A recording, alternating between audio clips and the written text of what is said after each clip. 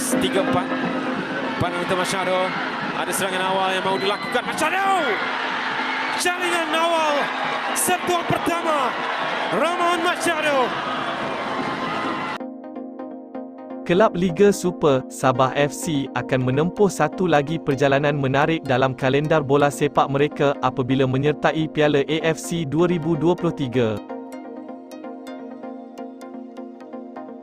Dengan baki perlawanan Liga Super semakin berkurang dan kempen Piala Malaysia memasuki separuh perjalanan, Sabah FC kini mempunyai aksi tambahan apabila membawa nama negara di peringkat Asia. Penyertaan dalam Piala AFC membuatkan Sabah FC akan bertandang ke Singapura, Indonesia dan juga Vietnam untuk bertemu Hougang United, PSM Makassar dan Haiphong FC yang juga dalam kumpulan H.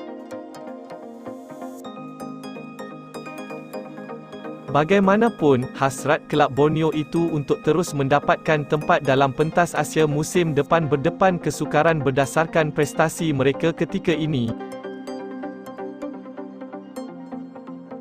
Meskipun ia menjadi satu cabaran, pasukan berkenaan pasti akan mengambil cabaran itu untuk menaikkan lagi nama mereka di peringkat global. Ada 3 peluang Sang Badak kekal berada di AFC pada musim depan.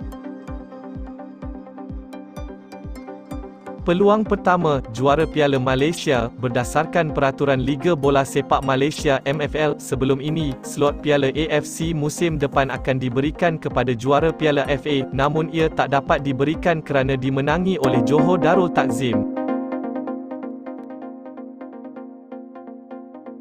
Susulan itu, peraturan lama akan diguna pakai dengan peluang berkenaan akan diberikan kepada naib juara Liga Super, dengan Sabah FC semakin suka untuk mengejar slot itu jika melihat kepada jumlah kumpulan mata mereka. Bagaimanapun, melihat kepada situasi musim lalu, terdapat perubahan pada minit-minit akhir, yang mana MFL mengumumkan slot itu akan diberikan kepada pemenang Piala Malaysia. Tetapi, ia sekali lagi tidak dapat diguna pakai apabila JDT turut mengungguli pertandingan berkenaan, lalu slot itu diberikan kepada skuad Sang Badak dan Terengganu FC.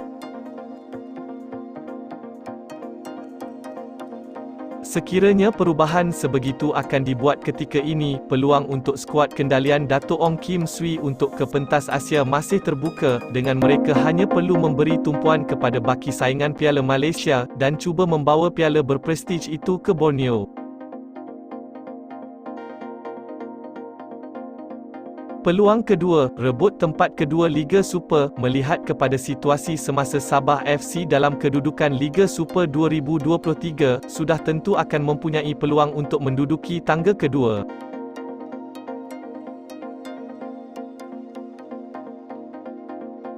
Hal ini kerana Sang Badak yang berjaya mengutip 42 mata berpeluang untuk merebut tempat kedua liga yang kini dihuni oleh Selangor FC dengan kelebihan 49 mata selepas 22 perlawanan.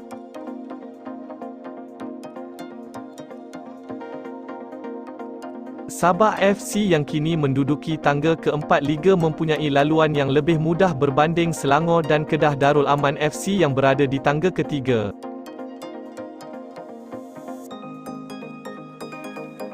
Mengikut baki perlawanan, Sabah dilihat tidak berdepan laluan sukar dalam baki perlawanan kerana perlu berdepan 3 pasukan iaitu Perak, Terengganu dan Kelantan.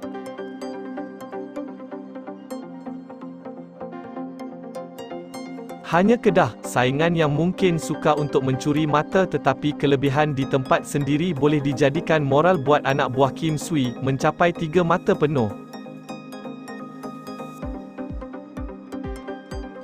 Dalam pada itu, Sabah FC perlu mengharapkan agar gergasi merah dan Sang Kenari akan melakukan kesilapan yang menyebabkan kedua-dua pasukan bakal keciciran mata. Dan peluang ketiga, juara Piala AFC, selain menjadi juara Piala Malaysia dan merebut tempat kedua Liga Super, Sabah FC juga berpeluang untuk kekal memberikan saingan dalam Piala AFC.